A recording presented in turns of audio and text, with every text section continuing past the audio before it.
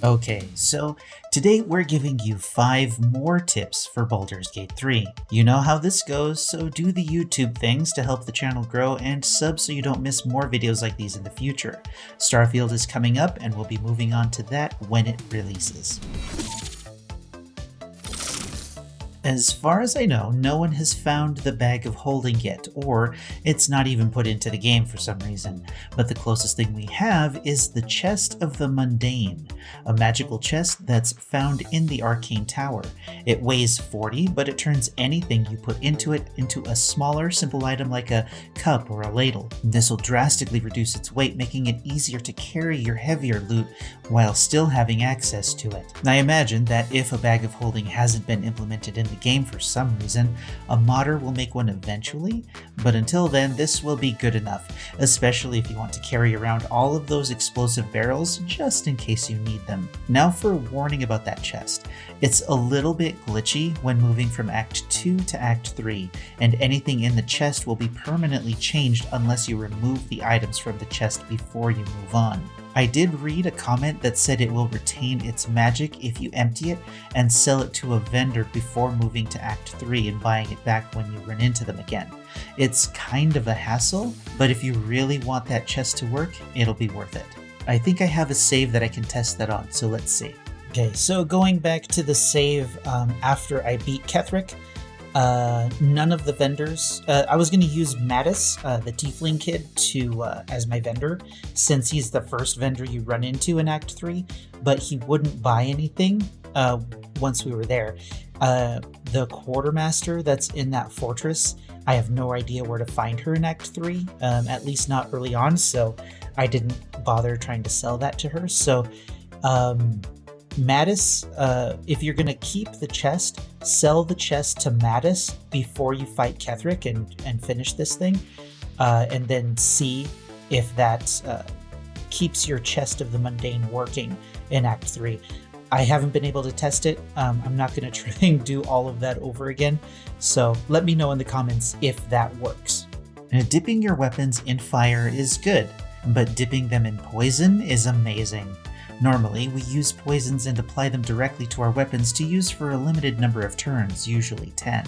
But if you throw those poisons on the ground and dip your weapons into it, the poison will last until your next long rest, drastically improving the usefulness of a single vial. However, this will only work with the damaging toxins like the Simple Toxin, the Purple Worm Toxin, the Serpent Fang Toxin, and the Wyvern Toxin.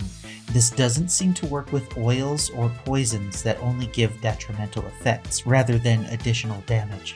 So if you're only looking for a damage boost for a day, these will be great and you can buff your entire melee team with a single vial. This is clearly a bug since the time limit is simply a hash mark, and I imagine that this will get patched out eventually, so enjoy it while you can.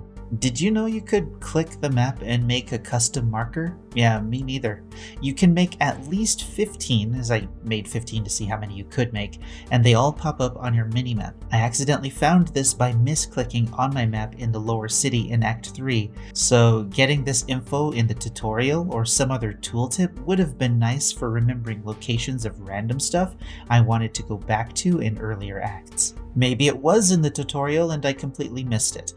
Either way, it'll be handy to mark chests you want to go back to, locations of things like shops, or even secret holes and such. When you're done with the marker or you've done what you've needed to do there, you can click the marker to get an option to delete it. Hopefully, this helps you out sooner than it helped me.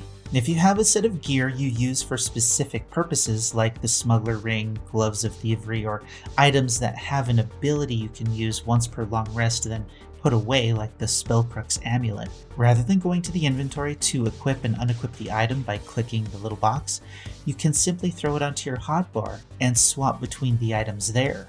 Equipping an item takes an action, so it's best not to use it during combat, but it can be done if you have multiple actions available thanks to haste. The Spellcrux amulet, however, is a special case. You can equip it as an action and then use the spell slot restoration as a bonus action. If you're hasted, you can immediately cast whatever spell you wanted to use when you restored your spell slot. That makes sense? Swapping between your favorite weapons for certain fights will be exceptionally beneficial as well, particularly if you're like me and you forget you have a weapon like the Susser Dagger sitting in your bag ready to take out some magic users. This one is for the thieves. In early access, I had a habit of stealing gold in order to jumpstart my playthrough. On release, they removed the ability to split the gold stack, making it much more difficult to steal stacks of gold. However, even if you can't split the stacks while pickpocketing, you can still split the gold stacks while you're shopping. I forgot to mention, you have to hold shift while you drag them to split the stacks. Then when you go in to steal the smaller stacks of gold, you're going to find it much easier to succeed the lower skill checks. But you should also remember that you're still multiplying the number of times you have to roll, so the odds of you missing one of those up is still decent. So I had a habit of saving between every like 4 or 5 thefts, just in case one of those caught the attention of the person I was pickpocketing. As a personal side note, why is pickpocketing so difficult even in endgame when all of the other dex checks are like disarming traps and opening chests use all bonuses the character has available? For some reason, pickpocketing doesn't use all of those bonuses. It's just a gripe, but whatever, I guess.